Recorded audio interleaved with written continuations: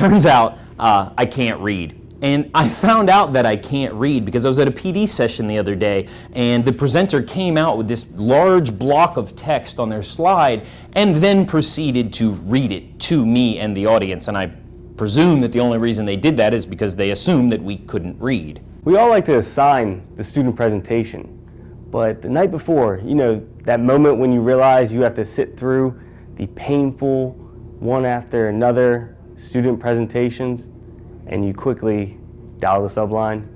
In order to get the best out of students' presentations, we have a strategy called Don't You Dare Write a Word on That PowerPoint, which is actually a Google Slide presentation. So check it out.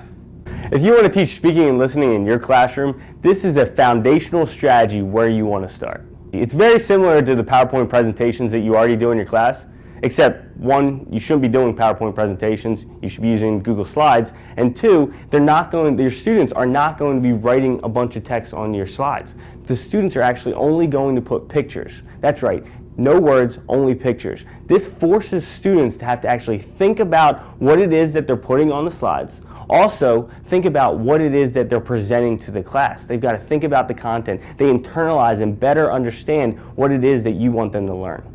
This is literally the easiest strategy that you can implement in your classroom. All you have to do as a teacher is add a component to your rubric that says that students can only use visuals, no text allowed. Because of this, there was a punishment after the Treaty of Versailles was created, with basic restrictions that were put on Germany.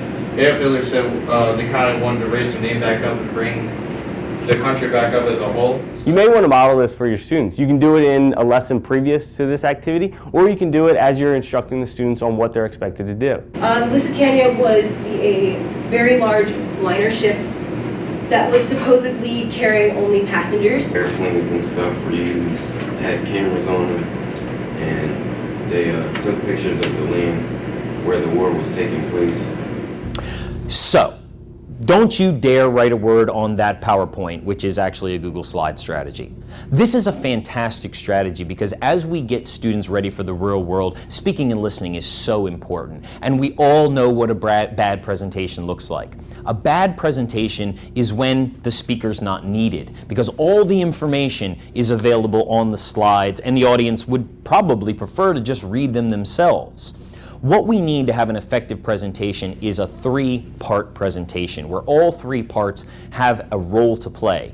The audience, the speaker, and what we would call the aids. And it's the aids that we're not allowed to have words on because that forces the presenter to know their material, know it well, and instead of reading, they use the visuals or the graphics to help their audience understand the things that they're saying. And this is what we want to get out of students when they're giving presentations.